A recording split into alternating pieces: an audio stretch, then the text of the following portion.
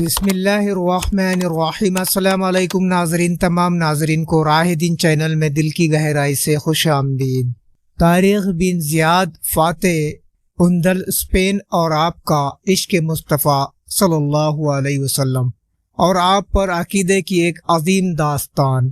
طارق بن زیاد African Burberry نسل سے تھے اور موسیٰ بن نصیر کے آزاد کردہ غلام تھے۔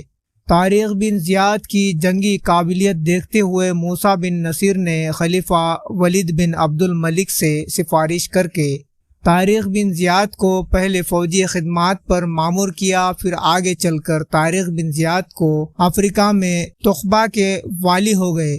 افریقہ پہلے سے دو حصوں میں بٹا ہوا تھا، شمالی اتری افریقہ اور جنوبی دکنی افریقہ۔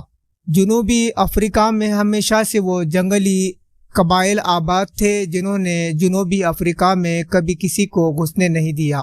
شمالی افریقہ بھی مسلمانوں کے دخل کے بعد دو حصوں میں بٹ گیا تھا۔ مشرقی افریقہ مسلمانوں کے قبضے میں تھا اور مغربی افریقہ پر اسپینی عیسائیوں کی حکومت تھی۔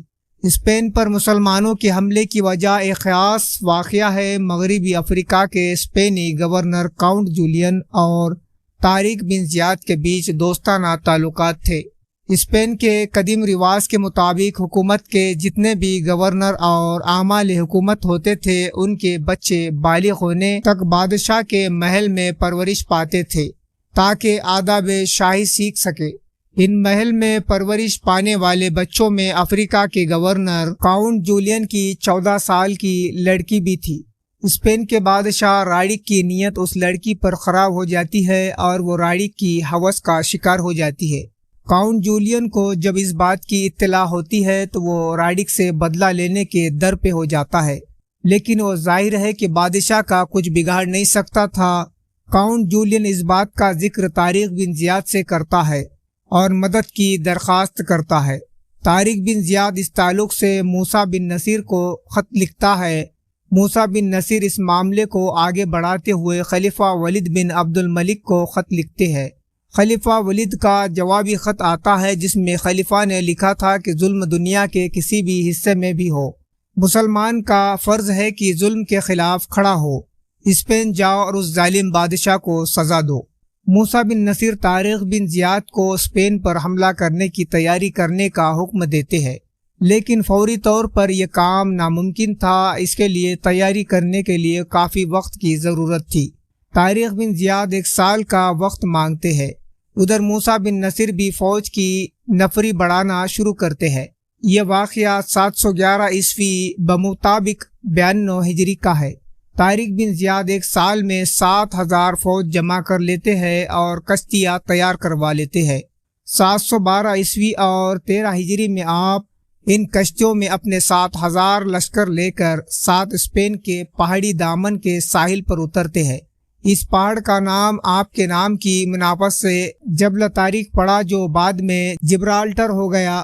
اسپین تک کے سفر میں طارق بن زیاد ایک خواب دیکھتے ہیں کہ نبی کریم صلی اللہ علیہ وسلم مہاجرین اور انصار کے ساتھ تشریف فرما ہے۔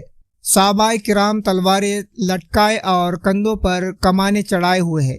آپ آقا حضور طارق بن زیاد سے فرما رہے ہیں کہ طارق اسی شان سے قدم بڑھائے جاؤ، مسلمانوں کے ساتھ نرمی سے پیش آؤ، وعدوں کو پورا کرو اور عدل و انصاف قائم کرو۔ اس کے آگے دیکھتے ہیں کہ آقا حضور صحابہ کرام کے ساتھ اندلس میں داخل ہو رہے ہیں اور طارق بن زیاد اس جماعت کے پیچھے چڑھ رہے ہیں۔ ایک مقدس خواب کو آقا حضور کی طرف سے فتح کی بشارت سمجھتے ہیں اور اپنے ساتھیوں کو بتاتے ہیں۔ سبھی نے اس خواب کو سن کر تقویت حاصل کی اور سب کو فتح کا کامل یقین ہو گیا۔ طارق بن زیاد کا ایک بہت مشہور واقعہ ہے کہ جب اندلس کے ساحل پر اترے تو آپ نے خیمے نصب کروانے کے بعد کشتیوں میں جو سامان تھا وہ خیموں میں منتقل کروایا اور کشتیوں کو جلا دینے کا حکم دیا۔ کشتیوں کو جلا دیا گیا۔ کشتیوں کے جل جانے کے بعد آپ نے ایک تاریخی تقریر کی۔ تقریر کافی بڑی ہے، یہ صرف چند مختصر الفاظ میں آپ کے سامنے فرما رہا ہوں۔ سن لو کہ اب ہمارے پیچھے سمندر ہے اور آگے فتح یا شہادت، اور یہ دونوں ہی بڑی کامیابی ہے۔ مورخین لکھتے ہیں کہ خواب میں آقا حضور کی دیدار ہونے کے بعد سے طارق بن زیاد پر ایک عجیب سی مستی اور سرور طاری ہو گیا تھا۔ جسے لفظوں میں بیاں کرنا مشکل ہے۔ اس وقت اندلس میں نجومیوں کی بڑی بھرمار تھی، اور طارق بن زیاد کے اندلس پہنچنے سے پہلے کچھ نجومیوں کی عجیب اور غریب پیشن گوئیوں کا ذکر کچھ مورخین نے کیا ہے، جن میں ایک بڑا دیوملائی قصہ بھی ہے۔ کچھ مورخین نے لکھا ہے کہ ایک قدیم محل تھا جسے کبھی کھولا نہیں جاتا تھا، بلکہ ہر ہونے والا نیا بادشاہ اس میں ایک تالا اپنی طرف سے ڈلواتا تھا، کیونکہ مشہور تھا کہ بادشاہ اس محل کو کھولیں گا اس کی موت ہو جائے گی۔ راڑیک طارق بن زیاد کے حملے سے پہلے اس محل کو کھلوا دیتا ہے، اور محل میں اسپین فتح کرنے والوں کی تصویر موجود ہوتی ہے۔ تبھی سے اندلس والوں کے دلوں میں ڈر بیٹھا ہوتا ہے کہ اب کچھ برا ہونے والا ہے۔ واللہ اعلم۔ بہرحال یہ قصہ چونکہ علم نجوم پر مبنی ہے، اس لیے اس کی صداقت مشکوک ہے۔ کچھ مورخین نے اس قصے کو بڑی تفصیل سے بیان کیا ہے، جس کو یہ بیان کرنا غیر ضروری معلوم ہوتا ہے۔ طارق بن زیاد اندلس کے ساحل پر رجب ماہ کی 5 تاریخ کو اترے تھے۔ موسیٰ بن نصیر کی ہدایت کے مطابق طارق بن زیاد کو موسیٰ بن نصیر کی بھیجی ہوئی کمک کا انتظار ساحل پر ہی کرنا تھا، لیکن اندلس والوں کو اس لشکر کے آنے کی اطلاع ہی ہو گئی تھی، اور جس علاقے میں یہ لشکر اترا تھا وہاں گورنر ڈایوک تھائیڈومیر طارق بن زیاد کے مقابلے پر آ گیا۔ اس نے بادشاہ راڑیک کو بھی اس لشکر کے آنے کی اطلاع کر دی۔ اندلس کی زمین پر طارق بن زیاد کا پہلا مقابلہ ڈایوک تھائیڈومیر سے ہوا، جس میں تھائیڈومیر بری طرح پسپا ہوا اور بھاگ کر کرتبہ چلا گیا۔ اب پہلے ایک نظر اسپین کے بادشاہ راڑیک کی تاریخ پر ڈالتے ہیں۔ اسپین پر 694 عیسوی کے ساتھ گاتھ خاندان کی حکومت تھی۔ الگ الگ ملکوں میں مورخین نے گاتھ کو الگ الگ اسپیلنگ کے ساتھ لکھا ہے، اس لیے ہر ایک اسے اپنی زبان کے حساب سے بولتا ہے۔ اس خاندان کا پہلا بادشاہ وٹیجا اور آخری بادشاہ راڑیک ہوا۔ راڑیک نے صرف 2 سال حکومت کی۔ وہ 610 عیسوی میں گاتھ خاندان کی آپسی لڑائی جھگڑے کے بعد بادشاہ بنا تھا، کیونکہ بادشاہ کے دعوے دار خاندان کے دوسرے افراد بھی تھے۔ ادھر کاؤنٹ جولین، جس کی ترکیب پر طارق بن زیاد یہ لشکر لے کر اندلس آئے تھے، وہ بھی اس لشکر کے ساتھ آیا تھا، اور اس نے درپردہ اسپین میں اپنے حامی عیسائیوں کی مدد حاصل کرنا شروع کر دی تھی، اور دوسری طرف موسیٰ بن نصیر نے بھی مزید 5000 کا لشکر بھیج دیا تھا۔ اس طرح اسلامی لشکر کی تعداد اب 12000 ہو گئی تھی۔ کاؤنٹ جولین نے چاروں طرف نظر رکھی تھی، اور اس کے جاسوس کرتبہ کے اندر اور پھیلے ہوئے تھے۔ راڑیک نے ایک طرف تو عوام کو مذہب اور وطن کے نام پر فوج میں بھرتی ہونے کی ترغیب دی، دوسری طرف گاتھ خاندان کے ان شہزادوں کو مذہب اور وطن کے نام پر بلایا جو بادشاہ کے دعوے دار رہ چکے تھے۔ وہ شہزادے اپنے لشکر کو لے کر آ تو گئے، لیکن راڑیک سے ناراضگی کی وجہ سے اپنے لشکر کے ساتھ کرتبان آ کر باہر میدان میں اپنے خیمے لگا دیے۔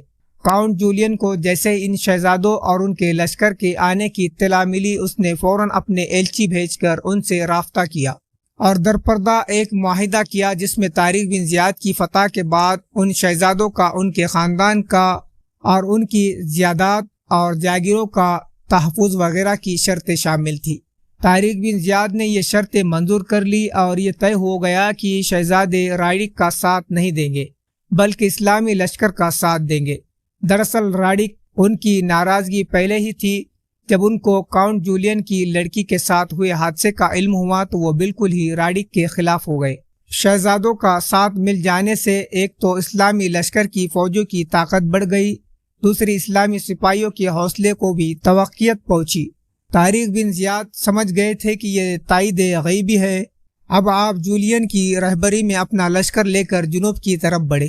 ادھر راڑیک بھی اپنے لشکر زرار کو لے کر کرتبہ سے روانہ ہوا اور دریائے گوڑ کوکی مشرقی میدان میں خیمہ زن ہو گیا۔ 25 رمضان المبارک 92 ہجری بمطابق 17 جولائی 711 کو دونوں لشکر آمنے سامنے خیمہ زن ہو گئے۔ 2 دن کی جنگی تیاری کے بعد 27 رمضان 92 ہجری کو صبح دونوں لشکروں نے اپنی صفیں سیدھی کر لی۔ پہلا حملہ راڑیک نے کیا۔ راڑیک کو اپنے لشکر کے میمنہ اور محسرہ یعنی داہنے اور بائیں کے دستے پر بڑا بھروسہ تھا۔ اس نے میمنہ اور محسرہ دونوں کی کمان گاتھ شہزادوں کے ہاتھ میں دے دی تھی۔ عین جنگ کی شروع میں ہی دونوں شہزادے میدان چھوڑ کر پیچھے سے آ کر طارق بن زیاد کے لشکر میں شامل ہو گئے۔ راڑیک یہ صورتحال دیکھ کر بہت پریشان ہوا، لیکن اس کا لشکر اب بھی اسلامی لشکر سے 10 گنا سے بھی زیادہ تھا۔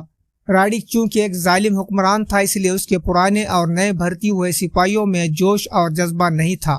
جو اسلامی لشکر کے سپاہیوں میں تھا وہ صرف اس لیے لڑ رہے تھے کہ راڈک کی تنخواہ دار تھے۔